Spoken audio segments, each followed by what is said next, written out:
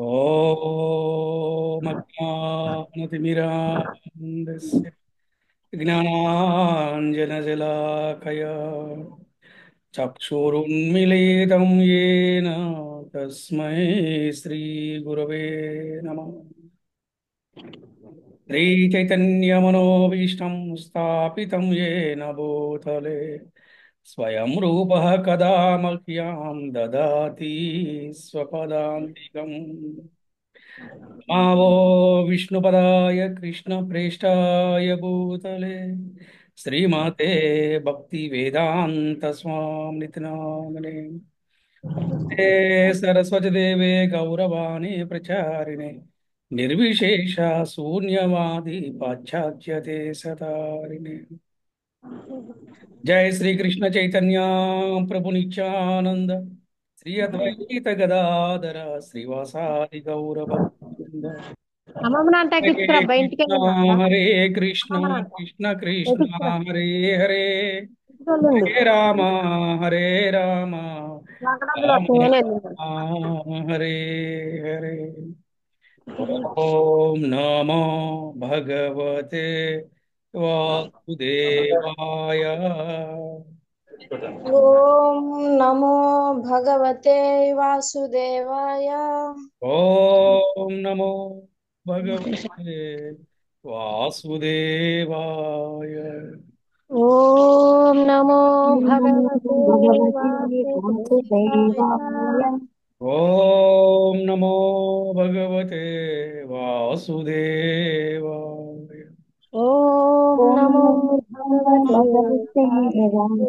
वासुदेवाय। हरे कृष्ण। హరే భక్తులందరికీ కృష్ణ. శ్రీకృష్ణ శుభమస్తు. అలాగే ఈనాటి భాగవత కథా ప్రవచనం చేసిన భక్తులందరికీ కూడా ఆత్మీయ ఆహ్వానం పలుకుతున్నాము. హరే కృష్ణ. మరి ఈ రోజున మనము విదురుడు గురించి మనము తెలుసుకుందాం. భాగవతములో విదురుడు గురించి మొదటి భాగము. విదురుడు ఎవరు? విదురుడు జన్మకి కారణం ఏమిటి? విదురుడు ఏ శాప కారణంగా ఆయన విదురుడు జన్మించాడు? అలాగే విదురుడు యొక్క పూర్వజన్మ వృత్తాంతం ఏమిటి? విదురుడు వచ్చిన కార్యం ఏమిటి? హస్తినాపురంలో విదురుడు యొక్క ప్రత్యేకమైన స్థానం ఏంటి? ఇలాంటి విషయాలన్నీ కూడా మనం ఈ రోజున మనము చర్చించుకునే ప్రయత్నం చేద్దాం. కృష్ణ భక్తి గురించి సంపూర్ణముగా తెలిసినటువంటి 12 మహాజనులు ఉన్నారు. అంటే 12 మంది ఉన్నారు. వారిని మహాజనులు అంటారు. వీళ్ళు ఎవరంటే కృష్ణ భక్తి గురించి సంపూర్ణంగా తెలిసిన వారు. అంటే వీరికన్నా సంపూర్ణ తెలిసిన వాళ్ళు ఇంకెవరు లేరనమాట. 12 మహాజనులు అంటారు వారిని. అందులో యమరాజు ఒకరు. యమరాజు, అలాగే బ్రహ్మ, అలాగే నారదుడు, అలాగే శివుడు, అలాగే సనకాదులు, అలాగే కపిలుడు, స్వయంభవ మనువు, అలాగే ప్రహ్లాదుడు, అలాగే జనకుడు అంటే జనక మహారాజు, అలాగే భీష్ముడు, అలాగే బలి మహారాజు, ఇకపోతే సుఖదేవ గోస్వామి. వీళ్ళని ఏమంటారంటే 12 మహాజనులు అంటారన్నమాట. ఏంటి? కృష్ణ భక్తిని గురించి సంపూర్ణంగా తెలిసినట్టు వారు అనమాట వీళ్ళు. ఇది భాగవతం కీర్తిస్తుంది. ఈ 12 మందిని కూడా మహాజనులు అన్నారు. ఈ మహాజనులో యమరాజు ఒకరనమాట. అయితే ఈ విషయాన్ని స్వయంగా యమరాజే తన అనుచరులతోటి తెలిపాడనమాట. ఈ యొక్క విషయం గురించి భాగవతములోని ఆ షష్ఠ స్కందము అంటే 6వ స్కందములో ఈ అజానుడు గురించి వస్తుందన్నమాట. ఈ విధంగా దేవదేవుని చేత నియమింపబడి యమధర్మరాజు పాపకర్మను శిక్షించడి యమరాజు ఆ కార్యక్రమంలో ఒక మారు మండోకముని చోటి సపితుడయ్యాడు. అంటే యమరాజు మనకు తెలిసిందే, ఎవరన్నా పాపం చేస్తే వారికి శిక్ష వేస్తారు. ఆ శిక్ష వేసే కార్యక్రమంలో యమరాజుకి ఒక ముని చేత శాపం వచ్చిందనమాట. ఏమి వచ్చింది శాపం అంటే నువ్వు శూద్రుడు కావాల్సి వచ్చింది, అంటే నువ్వు శూద్రుడిగా జన్మించమని చెప్పాడు అనమాట. ఆ శూద్రుడు జన్మించిన వాడే విదురుడు. అంటే ఎలా జన్మించాడు శూద్రుడిగా అంటే, మనం చూస్తే గనక ఆ ఎప్పుడైతే మహాభారతంగా మనం చూస్తే ఈ సత్యవతి దేవి ఆ కొడుకులకి కొడుకుకి వివాహం చేస్తుంది. వివాహం చేస్తే ఇక మీకు అంబ, అంబిక, అంబాలిక అని ముగ్గురు ఉంటారు. ఇందులో అంబ భీష్ముని పెళ్లి చేసుకోవాలని కంకణం చేస్తుంది, అది అవ్వదు. తర్వాత అంబిక అంబిక అంబాలికకి విచిత్ర వీరుడితోటి పెళ్లి చేస్తారు. అతను చనిపోతాడు ఎమ్మటే. అప్పుడు తను ఏంటి మా పరిస్థితి అని చెప్పి కోడలు అడిగినప్పుడు, అప్పుడు సత్యవతి చెప్తుంది, వ్యాసుడు వస్తాడు, వ్యాసుడు వచ్చి గర్భధాన సంస్కారం చేస్తాడని చెప్తారనమాట. అప్పుడు వ్యాసుడు ద్వారా ఆ ఇద్దరు కోడలకి, అంటే ఎవరికి, అంబాలికకి ఇద్దరికి కూడా ఆ అంటే గర్భధార సంస్కారంలో ఆ గదిలో పంపించినప్పుడు ఆమ్, కరెక్ట్గా నాకు ఐడియా లేదు, ఇద్దరిలో ఒకరు మాత్రం కళ్ళు మూసుకుంటారు. కళ్ళు మూసుకున్నారు కాబట్టి ఆ పుట్టేవాడు ఏమన్నా అందులుగా పుట్టొచ్చు అని చెప్పేసి మళ్ళీ ఆ మంచి పుత్రుడు పుట్టాలనే ఉద్దేశంతో దాసినుడు పంపిస్తారు ఆ రూమ్లోకి, దాసిని. ఆ దాసికి కూడా ఆయన గర్భధారణ సంస్కారం చేస్తాడు. ఆ దాసికి పుట్టిన వాడే విదురుడు అనమాట. ఈ విధంగా ధృతరాష్ట్రుడు, పాండురాజు, విదురుడు, వీళ్ళ ముగ్గురు కూడా అన్నదమ్ములు అనమాట. కానీ విదురుడు ఎవరంటే శూద్రుడు అంటే దాసికి పుట్టిన వాడిని శూద్రుడు అంటారనమాట. కానీ ఈ విదురుడు ఈ హస్తినాపురంలో ఆ మహా ఆ, మహామంత్రిగా పాత్రను పోషిస్తాడు అనమాట. చాలా నియమ నిబంధనలతోటి, చాలా నీతి నిజాయితీతోటి ఆయన చక్కగా ఎప్పుడు కూడా రాజుకి సలహాలు ఇస్తూ ఉంటాడు అనమాట. సో అటువంటి ఆ యమధర్మరాజు శూద్రుడిగా ఈ జన్మలో, అంటే విదురుడుగా జన్మించాడు. అతను ఎందుకు జన్మించవలసి వచ్చింది అనే దాని గురించి మళ్ళీ మనం ఇప్పుడు చెప్పుకునే ప్రయత్నం చేద్దాం అనమాట. కానీ ఒకటి మాత్రం బాగా గుర్తుపెట్టుకోండి, 12 మంది మహాజనులు ఉన్నారు. ఈ 12 మంది మహాజనుల్లో ఈ ఒక్క యమరాజు కూడా ఒకడు అనమాట. అది ఈ విధంగా యమరాజు శాపానికి గురి అయిన వృత్తాంతము ఇలా ఉంది. ఏంటి, ఎందుకు యమరాజు శాపానికి గురి అయ్యాడు అని మనం తెలుసుకుందాం. ఈ కొంతమంది ఈ దొంగతనానికి పాల్పడిన వాళ్ళు ఉంటారు ఆ ఊరిలో, ఆ రాజ్యంలో. అయితే వారు ఆ దొంగలందరూ ఒక ఆశ్రమంలో దాక్కుని ఉంటారు. అప్పుడు రక్షక భటులందరూ కూడా వారిని పట్టుకొని వారితో పాటు మండుగుముని కూడా బంధించారు. అంటే ఈ మండుగుముని ఆశ్రమంలో వాళ్ళు దాక్కున్నారు, ఇది తెలవదు. అప్పుడు రక్షక భటులు ఏం చేశారు, వాళ్ళు ఈ ఆశ్రమంలో ఉన్న వారిని పట్టుకున్నారు, ఎవరు దొంగలు పట్టారు, వాళ్ళతో పాటు మండుగుముని కూడా బంధించారు. అందరినీ కూడా విచారణ చేసిన తర్వాత న్యాయాధిపతి ఆ మరణశిక్ష వేసే టైంలో ఈ ఒక్క మునికి కూడా బల్లెపోటు ద్వారా మరణశిక్ష వేయించారు. అంటే బల్లెపోటు అంటే చాలా పొడుస్తారన్నమాట, ఒళ్ళి మీద పెద్ద పెద్ద త్రిశూలం అలా ఉంటుంది, దాంతో పొడుస్తారనమాట. కానీ ఆయనకి శిక్షకిని అమలు చేసే లోపలే రాజుకి ఆ సమాచారం తెలిసి దానిని నివారించాడు, దాన్ని ఆపాడు. తన వారు చేసిన తప్పుకు రాజు మునిని స్వయంగా క్షమాభిక్ష అడిగాడు. ఆ తప్పు అయిపోయిందండి, ఇట్లా జరిగిపోయింది, మా వాళ్ళు దొంగలతో పాటు మిమ్మల్ని కూడా తీసుకొచ్చారని చెప్పి చెప్పడం జరిగింది. వారిని క్షమించిన మండుకముని నేరుగా యమరాజు దగ్గరికి వెళ్ళాడు అనమాట. వీళ్ళని క్షమించాడు, కానీ యమరాజు దగ్గరికి వెళ్ళాడు. వెళ్ళి తనకు అటువంటి శిక్షణ వేయవలసిన కారణం గురించి అడిగాడు అనమాట. నాకు ఎందుకు, నాకు ఇలా జరిగింది, ఎందుకంటే విధి అంటే అక్కడ యమధర్మరాజు ఆజ్ఞ లేనిది ఏది కూడా జరగదు. ఇది అందరూ గుర్తుపెట్టుకోవాలి. అంటే ఈశ్వరుడు ఆజ్ఞ ఏం జరగదు. ఈశ్వరుడు యమధర్మరాజుకి బాధ్యత ఇస్తాడు, ఆ యమధర్మరాజు వారి కింద వారి యొక్క భటులకి బాధ్యతలు ఇస్తారు. అందుకని ఇది జరుగుతూ ఉంటుంది అనమాట. అది కారణం లేకుండా ఇది జరగదు. నాకెందుకు ఇటువంటి శిక్ష జరిగింది, నేను ఎందుకు శిక్ష అనుభవించాను అనే కారణం తెలుసుకుందామని ఈ ఒక్క మండూకముని నేరుగా యమరాజు దగ్గరికి వెళ్ళాడు, యమలోకానికి వెళ్ళాడు, కారణం అడిగాడు. అప్పుడు చిత్రగుప్తుడు చిట్టా తీశాడు. అప్పుడు ఏం చెప్పారంటే, చిన్నతనంలో నీ ఒక చీమను దర్భతో పొడిచిన కారణంగా, ఒక చీమను దర్భతో పొడిచాడు అనమాట. కారణము ఇప్పుడు బల్లెపోటుకు గురి కావాల్సిన పరిస్థితి ఏర్పడిందని అమరావు చెప్పాడు. అందరూ చాలా చక్కగా గుర్తుపెట్టుకోండి. చిన్నప్పుడు ఒక చీమని దర్భతో పొడిచాడు. పొడిచిన కారణంగా, చంపలేదు, పొడిచాడు కారణంగా ఇప్పుడు బల్లెపోటు గురి కావాల్సిన పరిస్థితి ఏర్పడిందని యమరాజు చెప్పాడు. చిన్నప్పటి అమాయకత్వానికి ఇంత శిక్ష విధించడం సబబు కాదని తలచి ముని యమరాజుని శూద్రుడు కా అని చెప్పి శపించాడు అనమాట. ఏవయ్యా, నేను ఎప్పుడో చిన్నప్పుడు నేనేదో అమాయకత్వంతో తెలుసు తెలవో చేస్తే దానికి నువ్వు ఇంత పెద్ద శిక్ష విధిస్తావా? అందుకని నువ్వు యమధర్మరాజుగా పనికిరావు, నువ్వు శూద్రుడు అని చెప్పి శపించాడు అనమాట. ఆ శాప ఫలితంగా యమరాజు ఏం చేశాడంటే శూద్రురాలు కడుపును జన్మించి విదురునిగా ప్రసిద్ధి చెందాడు.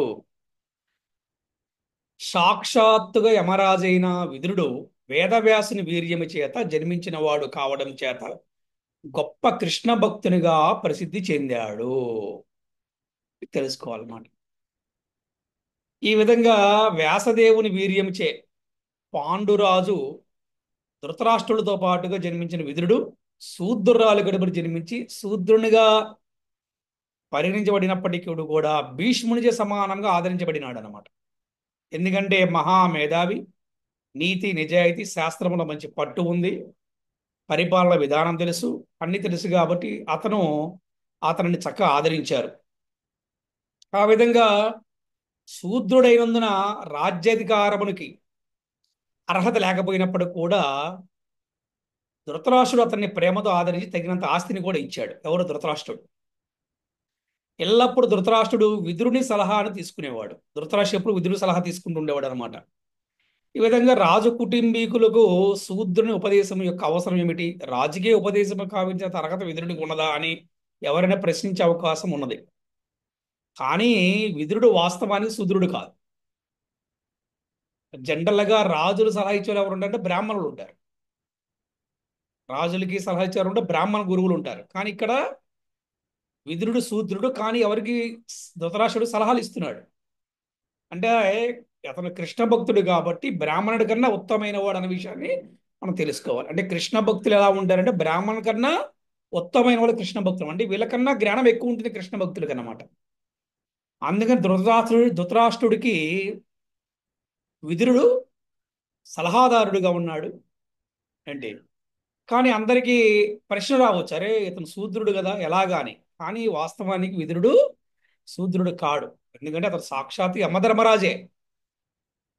అయితే అతడు ద్వాదశ మహాజనుల్లో ఒకడు. అంటే ద్వాదశ మహాజనులు అంటే ఎవరు? 12 మంది మహాజనుల్లో ఒకడు.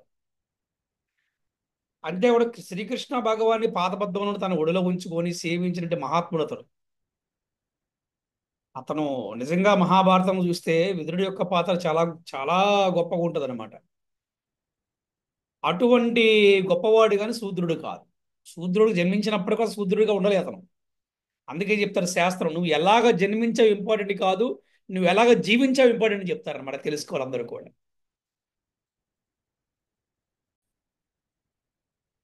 ఆ విధంగా విదురుడు శూద్రుడు జన్మించినప్పటికీ కానీ శూద్రుడు కాదు.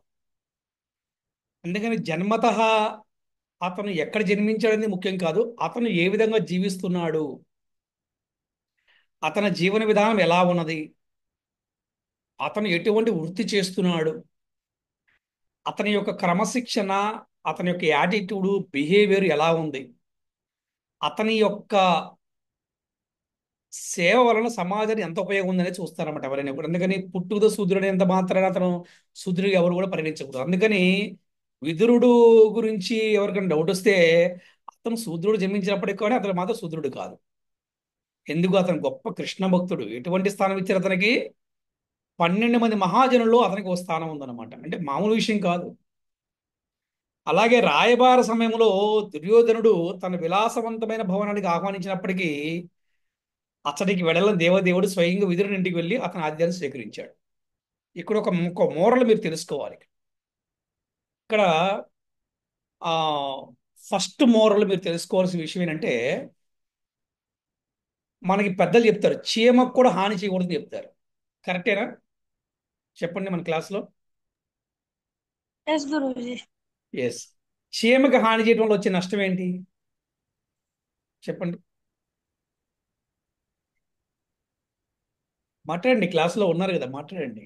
నేను ప్రభుజీ మళ్ళీ అడగండి. చీమకు కూడా హాని చేయకూడదని మన ఆచార్యులు చెప్తారు కదా పెద్దవాళ్ళు. చీమకి హాని చేయటం వల్ల వచ్చే నష్టం ఏంటి? వాటి కర్మను కూడా మనమే తీసుకుంటాం. ఇప్పుడు చూశారు కదా, ఆయన చిన్న వయసులో, తెలిసి తెలియని వయసులో ఆ చీమని ఒక చిన్న దర్భ చేత అలా గుచ్చినందుకు పెద్ద అయిన తర్వాత ఆయనకి బల్లెలతో గుచ్చారు. అందుకని మనం ఏమన్నారంటే మనం ఏ జీవికి కూడా హాని చేయకూడదు అని చెప్పి మనకి శాస్త్రం చెప్తుంది. అదొక మోరల్. ఇక్కడ రెండో మోరల్ కనుక మీరు చూస్తే కనుక ఇక్కడ మనం ఏం చూడాలంటే ఇక్కడ చాలా ఇంపార్టెంట్, నేర్చుకోండి ఈ కథలో, తెలుసుకోండి. దుర్యోధనుడు తన రాజలాంఛనాలతోటి శ్రీకృష్ణ భగవానుణ్ణి తన ఇంటికి ఆహ్వానించాడు. తెలుసు కదా రాజభవనం అంటే ఎలా ఉంటుంది చెప్పండి. విలాసవంతమైన భవనము, ఎన్నో రకరకాల వంటకాలు ఉంటాయి. ఆయన ఆహ్వానించాడు, ఎవరు? దుర్యోధనుడు.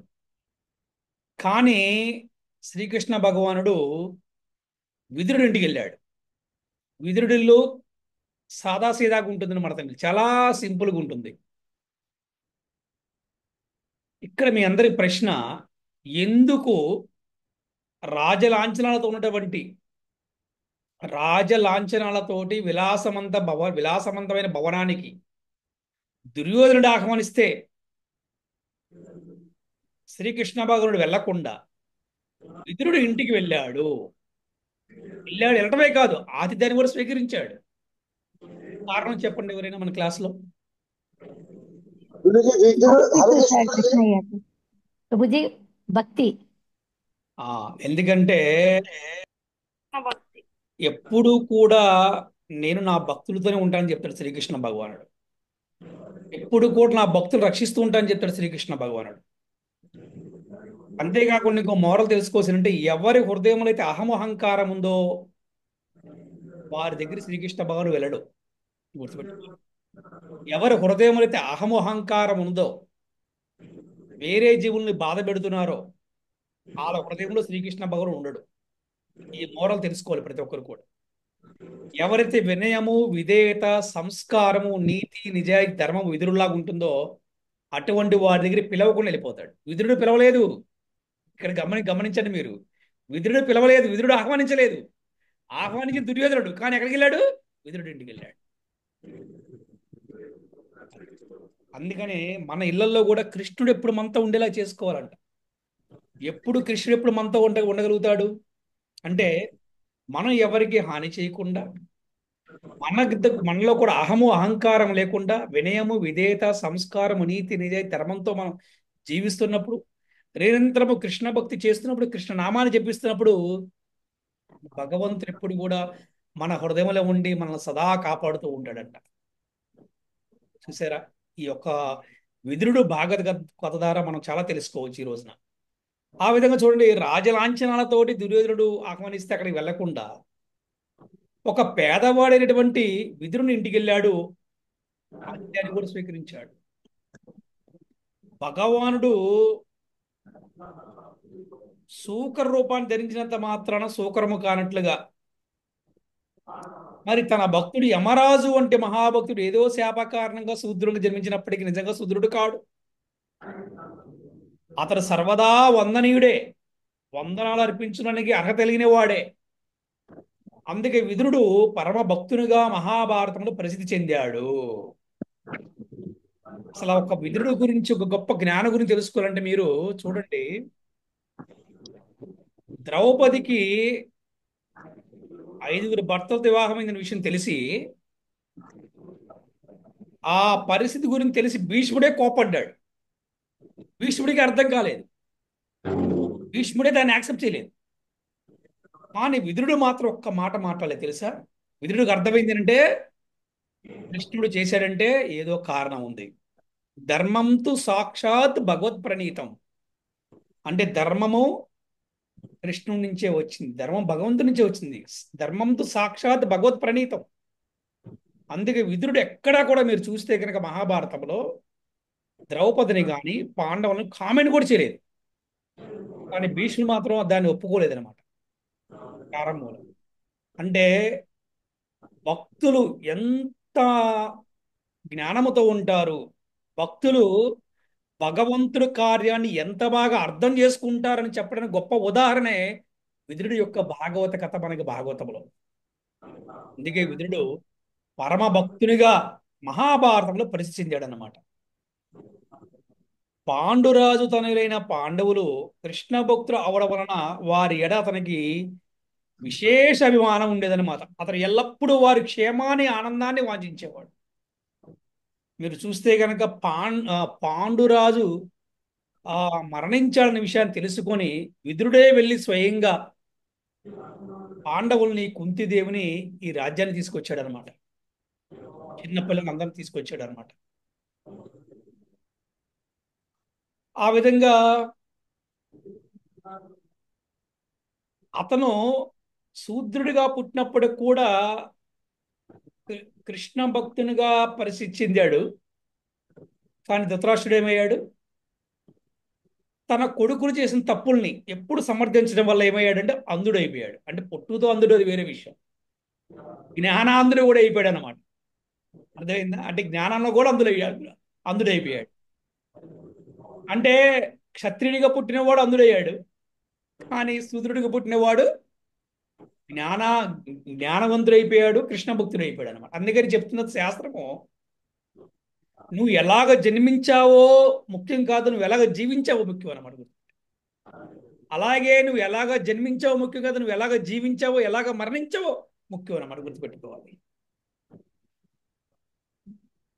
అదేవిధంగా ధృతరాష్ట్రుల వల్ల కానీ, దుర్యోధన వల్ల కానీ, కౌరవ వల్ల కానీ పాండవులు అనేక కష్టాలు ఎదుర్కోవాల్సి వచ్చింది. ఎటువంటి కష్టం అంటే లక్షాగృహానికి కూడా వాళ్ళు నిప్పు పెట్టారు. లక్షాగృహాన్ని పంపించింది వాళ్ళే, లక్షాగృహానికి నిప్పు కూడా పెట్టింది వాళ్ళే. అలాగే ద్రౌపదికి తన వస్త్రాలని తీసే ప్రయత్నం చేశారు. అలాగే వారి రాజ్యము అధర్మయుతంగా హరించబడిపోయిందనమాట. వనవాసం పూర్తి చేసి వచ్చిన తర్వాత కూడా వారి రాజ్యం వారికి ఇవ్వడానికి దుర్యోధనుడు ఒప్పుకోలేదు. ధృతరాష్ట్రుడు కూడా దానికి ఒత్తాసు పలికాడు. కానీ శ్రీకృష్ణుడు స్వయంగా రాయబారిగా వచ్చినప్పుడు ఆ దేవదేవుడు చేసిన ఉపదేశము భీష్ముని వంటి మహనీయులకు అమృత వర్షంగా గోచరించింది. రాయబారానికి వచ్చాడు. అయ్యా, కేవలము వాళ్ళకి 5 ఊర్లు ఇవ్వండి చాలు అన్నారు. లేదు, 5 ఊర్లు కాదు కదా, ఒక్క సెంటు కాదు కదా, ఒక్క గజం భూమి కూడా ఇవ్వనని చెప్పాడు అనమాట. చిన్న భూమి కూడా ఇవ్వనని చెప్పాడు దుర్యోధనుడు. ధృతరాష్ట్రుడు చెప్పాడు, రాయినా కృష్ణుడు చెప్పింది ఒప్పుకోరా, ఇది బాగుందని చెప్పాడు. అయినా సరే దుర్యోధనుడు ఒప్పుకోలేదన్నమాట. ఆ ఉపదేశాన్ని వాడు లెక్క చేయలేదు. ఆ తర్వాత ఒక రోజు ధృతరాష్ట్రుడు సోదరుడి విదురుడితోటి మంచి మాట కోసం పిలిపించాడు. ఈ అవకాశాన్ని సద్వినియోగపరుచుకున్న విదురుడు తన ప్రేమతో పెంచిన సోదరుని చక్కని ఉపదేశం చేశాడు. రాజా, అజాతశత్రువుని ధర్మరాజుకి అతని న్యాయబద్ధమైన రాజ్యభాగాన్ని ఇచ్చివేయండి అని చెప్పాడు. ఎవరు? విదురుడు ధృతరాష్ట్రుడు సలహా ఇచ్చాడు అనమాట. ఎందుకంటే ధర్మరాజు అజాతశత్రువు అనమాట. ధర్మరాజులో గొప్ప ఒక లక్షణం ఏమిటంటే, ఒకరు అడుగుతారు, ఏంటంటే కౌరవులు మీకు శత్రువులు కదా అని. ధర్మరాజు చెప్తాడు, కౌరవులు నాకు అన్నదమ్ములు, నాకు శత్రువులు కాదంటారు. మరి వాళ్ళలో మీరు శత్రువులు అని చెప్పారండి మాకు అంటే, అది వాళ్ళ భావము. వాళ్ళకి నేను శత్రువు అయినా నాకు మాత్రం వాళ్ళ శత్రువు కాదని చెప్పండి. అదే అజాత శత్రువు యొక్క లక్షణం అనమాట. అందుకని అటువంటి అజాత శత్రువైన ధర్మరాజుకి న్యాయబద్ధంగా రాజ్యభాగాన్ని ఇచ్చేయమని చెప్పేసి చక్కగా చెప్పాడు అనమాట. ఆ విధంగా సలహా ఇచ్చాడు. సో సాక్షాత్గా శ్రీకృష్ణుడే పాండవులను తనవారిగా భావించి ఉన్నాడు. ఇక నీవు కృష్ణ ద్వేషి అయిన పుత్రుని పోషిస్తున్నాను. కృష్ణ ద్వేషి అయిన పుత్రుడు ఎప్పుడు కూడా బాగుపడడు. అన్నయ్య అంటే నువ్వు ధృతరాష్ట్రుడివి, నువ్వు ఎటువంటి పుత్రుని పోషిస్తున్నావు అంటే కృష్ణ ద్వేషి అయినటువంటి పుత్రుని పోషిస్తున్నావు. అందుకే నీ కళ్యాణ గుణాలను కోల్పోయావు. మనకి ఒక దుర్మార్గుడు కొడుకు పుడిచాలంటే వాడు మన మొత్తం ఊడ్చుకెళ్ళిపోతాడు అన్నమాట. వాడు ఒక ఆస్తే కాదు, మన గౌరవము, మనకున్న సద్గుణాలు, దైవీ గుణాలు, మంచి గుణాలు అన్నీ కూడా పోతాయి. ఏం ధృతరాష్ట్రుడు ఏమన్నా సామాన్యమైనవాడు కాదు. వాడు శాస్త్రం చదివాడు, శాస్త్ర పండితుడు, యుద్ధంలో ఆరితేరాడు, అన్నీ తెలుసు. కానీ ఎప్పుడైతే అటువంటి కొడుకు పుట్టాడో అన్నీ కూడా కొట్టుకెళ్ళిపోయినాయి అనమాట. గుణం లేదు, మంచి గుణం లేదు, కళ్యాణ గుణం అన్నీ కూడా. అందుకని సాధ్యమైనంత శీఘ్రముగా ఈ దుర్భాగ్యం నుండి బయటపడి నీ కుటుంబానికి శుభాన్ని చేకూర్చమని చెప్పాడు. అయ్యా, కృష్ణుడితో కృష్ణ దేశీగా ఉండటం మంచిది కాదు. అందుకని కృష్ణుడు రాయబారానికి వచ్చాడు, అది మనకు మంచిది. అందుకని మీకు కృష్ణుడు రాయబారంగా నచ్చకపోతే కనుక కౌరవులందరూ ఓడిపోతారు, అందరూ చనిపోతారు. అందుకని కృష్ణుడు సాక్షాత్ భగవంతుడు. అందుకని మీరు చక్కగా ఒప్పుకోమని చెప్పడం జరిగిందనమాట. అలా ఒప్పుకొని మీ కుటుంబానికి శుభాన్ని చేకూర్చుకోమని చెప్పేసి సలహా ఇచ్చాడు. ఆ? అలాగే కొడుకుని విడిచిపెట్టమన్నాడు. అమంగళకరుడైన పుత్రుడు, ఎవడైనా మంగళకరమైన పుత్రుడు కావాలనుకుంటాడు. అమంగళకరుడైన పుత్రుని విడిచిపెట్టవయ్యా అని విదురుడు సలహా ఇచ్చాడు. దుర్యోధనుడు కోపంతో కంపించిపోతున్నాడు అనమాట అక్కడ. సో ఈ విధంగా అప్పుడు శకుని, దుశ్శాసన, శకుని, కర్ణులు, అలాగే దుర్యోధనుడు, వీరందరూ కూడా విదురుని తీవ్రంగా దూషించారు. అంతఃపురం నుంచి బహిష్కరించారు. ఎవరిని? విదురుణ్ణి. అతడు దాసీపుత్రుడని తీవ్రమైన పదజాలంతో నిందించారనమాట. కేవలం శ్వాసను మిగిల్చి అట్టి విశ్వాసఘాతుని తరిమివేయుడని దుర్యోధనుడు ఆజ్ఞాపించాడు అనమాట. ఎవరిని? బాబాయిని. చూడండి, అంటే బాబాయిని, కృష్ణుడికి నువ్వు సపోర్ట్ చేస్తావా? నువ్వు మా రాజ్యములో నువ్వు మహామంత్రిగా ఉంటూ నువ్వు మాకు సపోర్ట్ చేయాల్సింది పోయి నువ్వు కృష్ణుడికి పాండవులు సపోర్ట్ చేస్తావా? అందుకే నేను చంపకుండా విడిచిపెడుతున్నాము ఏంటి అని అతన్ని రాజ్యం నుంచి బహిష్కరించారనమాట. ఆ విధంగా దుర్యోధనుడి యొక్క విపరీతమైన ప్రవర్తనకి ఆశ్చర్యపడని విదురుడు అంతా తన మేలికే అని నిశ్చయించుకొని ఏమాత్రము కూడా బాధపడకుండా చక్కగా తీర్థయాత్రకి బయలుదేరి వెళ్ళిపోయాడు విదురుడు. అంటే ఇక్కడ ఇంకో విషయం తెలుసుకోవాలి. కృష్ణ భక్తుడు ఎంత చక్కగా ఉదారంగా ఉంటాడు. తన పోస్ట్ మీద, తన పదవి మీద ఎటువంటి డిటాచ్మెంట్ ఉంటుంది, రాజ్యం మీద ఎటువంటి డిటాచ్మెంట్ అని చెప్పేసి మనం విదురుని చూసి నేర్చుకోవచ్చు అనమాట. ఆహా, అవునా, బహిష్కరించారా, అమ్మయ్య, ఇక నేను హ్యాపీ తీర్థయాత్రకు వెళ్ళిపోవచ్చు, హ్యాపీగా ఇప్పుడు నాకు ఫ్రీ బోర్డ్ అయిపోయాను అనుకున్నాను అనమాట. అంతేగాని ఏమీ బాధపడలేదు. వాళ్ళని అవమానించారు, ఇదేమి లేదనమాట. తృణాదపి సునీచేన తరోరవ సహిష్ణున అమానిన మానదేన కీర్తనీయ సదాహరి అన్నారనమాట. అంటే తాను ఆ అంటే రహదారి అందలి తృణమ కన్నను తాను తక్కువ నుండి నమ్రతన కలిగి వృక్షము కన్నను అధికమైన ఓర్పును కూడి ఇతరులు అగౌరవపరిచను వారికి సమస్త గౌరవమును ఇచ్చుడుకు సిద్ధపడిన స్థితి ఎందే మనుషుడు హరినామను ఉచ్చరించవాలని చెప్పి శాస్త్రం చెప్తుంది అనమాట. అంటే మనకి శిక్షాష్టకంలో 3వ శ్లోకం ఉంటుందన్నమాట. అలాగ విదురుడు ఎక్కడా కూడా అవమానాలకు ఏమి బాధపడలేదు. తృణాదపి సునీచేన, అసలు ఏమీ బాధపడలేదు. అమ్మాయి నాకు మంచరింది అనుకున్నాడు, తన మేలుకి నా మేలుకి అనుకున్నాడు. చక్క తీర్థయాత్రలకి బయలుదేరి వెళ్ళిపోయాడు అనమాట. అది ఆ మహాభక్తుడి యొక్క గొప్ప లక్షణం అనమాట. ఆ విధంగా అతడు తన సోదరుని కుటుంబ వినాశాన్ని కలత చూసే దురదృష్టం తప్పించుకున్నాడు. ఎందుకంటే ఎలాగో తెలుసు, కృష్ణుడు రాయబారాన్ని ఒప్పుకోలేదంటే మొత్తం నాశనం అయిపోతారు, కుటుంబం మొత్తం అందరూ చచ్చిపోతారు. ఆ విషయం విదురుడికి ముందే తెలుసు.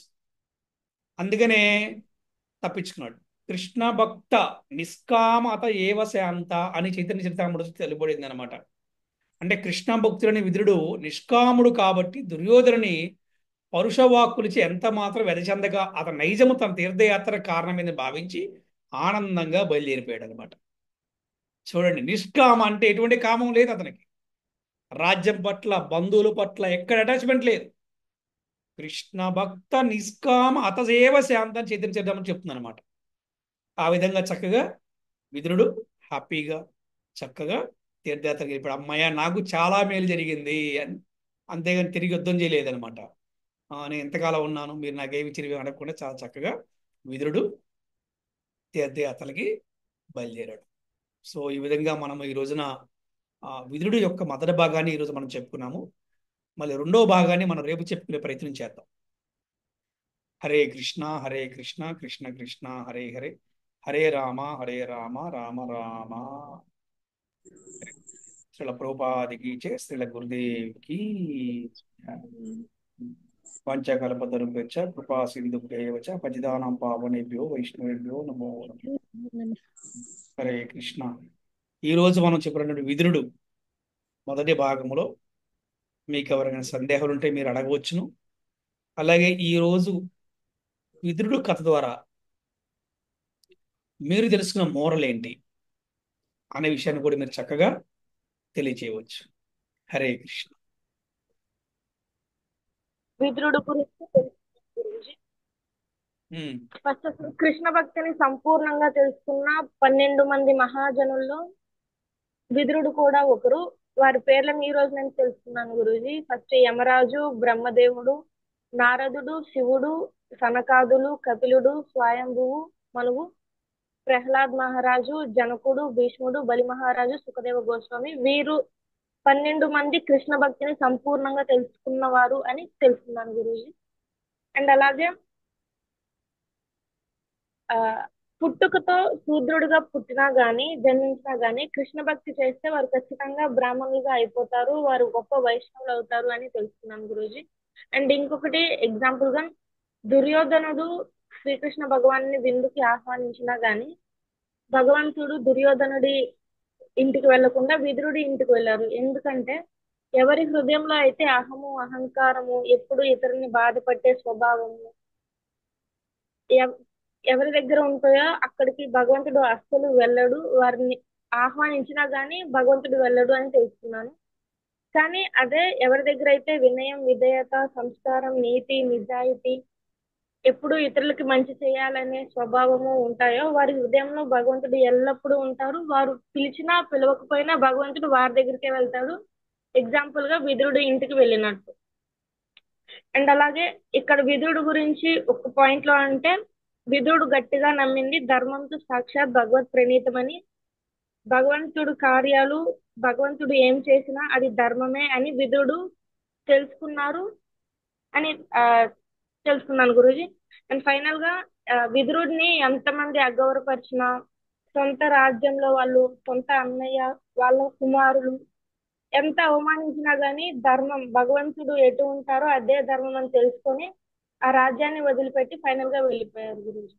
అంటే రాజ్యం పట్ల గాని ఎవరి పట్ల గాని అటాచ్మెంట్ లేకుండా భగవంతుడే ఫైనల్, భగవంతుడే అల్టిమేట్ అని సంపూర్ణంగా విదురుడు కృష్ణ భక్తిని చేస్తూ కృష్ణుని అర్థం చేసుకున్నారు గురూజీ. హరే కృష్ణ గురూజీ. ధన్యవాదాం గురూజీ. వెరీ గుడ్, చాలా బాగా చెప్పారు తండ్రి. దాసపుత్రుడుగా పుట్టినాడు, యమరాజు శాపం చేత శూద్రుడిగా జన్మించాడు కానీ శూద్రుడు కాదు Yes, అని చెప్పారు. Main point. yes. ఎందుకంటే కృష్ణ మహాకృష్ణ భక్తుడు అనమాట. అందుకోసం శూద్రుడిగా జన్మించినప్పటికీ శూద్రుడిగా కాదు. అవును. ప్లస్ దుర్యోధనుడు శ్రీకృష్ణ భగవాన్ని తన రాజదర్బార్కి ఆహ్వానించినా కానీ కృష్ణ భగవానుడు విదురుడి ఇంటికి ఎందుకు వెళ్తాడంటే అతని హృదయంలో అహంకారము, అహము అనేది ఉండదు, వినయ విధేయతలతో ఉంటాడు. ఈ కథ ద్వారా మనం తెలుసుకోవాల్సింది కూడా అహంకారం లేకుండా వినయ విధేయతలతో ఉండాలనేది ఈరోజు సెక్షన్ లో తెలుసుకున్నాం ప్రభుజీ. అంటే నిష్కామమైన భక్తితో ఉంటాడు ఎప్పుడు ఎల్లప్పుడు విదురుడు. అంటే ఏ కోరికలు లేకుండా భగవంతుణ్ణి సెంటర్ గా పెట్టుకొని ధర్మానికి అనుగుణంగా ఉంటాడు. ఎప్పుడు ధృతరాష్ట్రుని సలహాదారునిగా ఉన్నా కానీ ధర్మం గురించి చెప్పినా గానీ ధృతరాష్ట్రుడు ఎప్పుడు వినడు, తన కొడుకులకి రాజ్యం గురించి కావాలని. హరే కృష్ణ. బాగా విదురుడు గురించి. హరే కృష్ణ. బాగా చెప్పారు. హరే కృష్ణ. ఏంటంటే ఉమ్, కృష్ణుడి గురించి సంపూర్ణంగా తెలిసిన వారు 12 మంది మహాజనులు. వారిలో యమధర్మరాజు, బ్రహ్మదేవుడు, నారదుడు, శివుడు, సనకాదులు, కపిలుడు, స్వయంభూ మనువు, ప్రహ్లాదుడు, జనకుడు, భీష్ముడు, బలి మహారాజు, సుఖదేవ మహారాజు. ధృతరాష్ట్రుడు ఎప్పుడు విదురుని సలహానే తీసుకునేవాడు. విదురుడు బ్రాహ్మణుడి కంటే ఉత్తమమైన వాడు. ద్వాదశ మహాజనులో ఒకడైన విదురుడు సూదుడు జన్మించినప్పటికీ సూదుడు కాదు. ఎస్ రాయబారం టైంలో కృష్ణుడు విదురుడి ఇంటికే వెళ్ళాడు. ఎందుకంటే ఉమ్, విదురుడికి కృష్ణ కృష్ణుడి మీద చాలా నమ్మకం కలిగి కాబట్టి ఎవరి హృదయంలో అహంకారం ఉన్నదో వారి దగ్గరే కృష్ణుడు ఉండడు. ఎవరి హృదయంలో వినయం విధేయత సంస్కారం ఉంటుందో వారి హృదయంలో కృష్ణుడు ఉంటాడు. విదురుడు పరమ భక్తుడని మహాభారతంలో వర్ణించారు. ధర్మం సాక్షాత్ భగవంతుని ప్రణీతం. నువ్వు ఎలా జన్మించావో ముఖ్యం కాదు, ఎలా జీవించావో ముఖ్యము, అలాగే ఎలా మరణించావు అనేది కూడా ముఖ్యమే. ప్రభుజీ నేను తెలుసుకున్న ధర్మం సాక్షాత్ భగవంతుని ప్రణీతం. భగవత్ హరే కృష్ణ ప్రణీతం. గురుజీ. భగవత్ ప్రణీతం ఎస్ అలానే రాసు. హరే కృష్ణ ప్రభుజీ. బాగా చెప్పారు మాతాజీ, మీరు బాగా డెవలప్ అయ్యారు. మీరు కంటిన్యూగా చక్కగా వస్తూ ఇంకా బాగా ప్రజెంటేషన్ ఇస్తూ ఉండండి. హరే కృష్ణ. అలాగే ప్రభుజీ తప్పకుండా. హరే కృష్ణ. అమ్మా అని చెప్పేసి వెరీ గుడ్. మేము ఇప్పుడు జపం చేస్తుంటే స్వామీజీ మా పెద్ద అబ్బాయి కూడా చేస్తున్నాడు అన్నమాట జపం. Very good. అదే ఈ టయానికి మా వారు కూడా వచ్చి వింటున్నారు మీరు చెప్పే మాటలన్నీ. చాలా సంతోషం. అదే స్వామి. ఓకే, ఈ రోజు క్లాస్ గురించి ఏమైనా చెప్తారా? క్లాస్ గురించి స్వామీజీ చీమకు కూడా చిన్న హాని చేయకూడదు. ఆయన మిథులుడు దెబ్బ పెట్టి చీమని ఇట్లా పడవడం చేతనే ఆయనకి అంత శిక్ష పడింది అన్న విషయాన్ని మాకు అర్థమైంది స్వామీజీ. అది మళ్ళీ మనకి ద్రౌపది గురించి చెప్పారు కదా, ఆమె యొక్క పతివ్రతన గురించి కూడా చెప్పారు. అది కూడా బాగా అర్థమైంది స్వామీజీ మాకు. Very good. బాగుంది. హరే కృష్ణ. Thank you. హరే కృష్ణ హరే కృష్ణ కృష్ణ కృష్ణ హరే హరే, హరే రామ హరే రామ హరే హరే, హరే రామ హరే రామ హరే కృష్ణ కృష్ణ హరే కృష్ణ, హరే రామ హరే రామ హరే రామ హరే కృష్ణ హరే కృష్ణ హరే కృష్ణ, హరే రామ హరే రామ హరే की जय, अनंत कोटि वैष्णव भक्त वृंद की जय, हरि हरि बोल. हरे कृष्ण. हरे कृष्ण.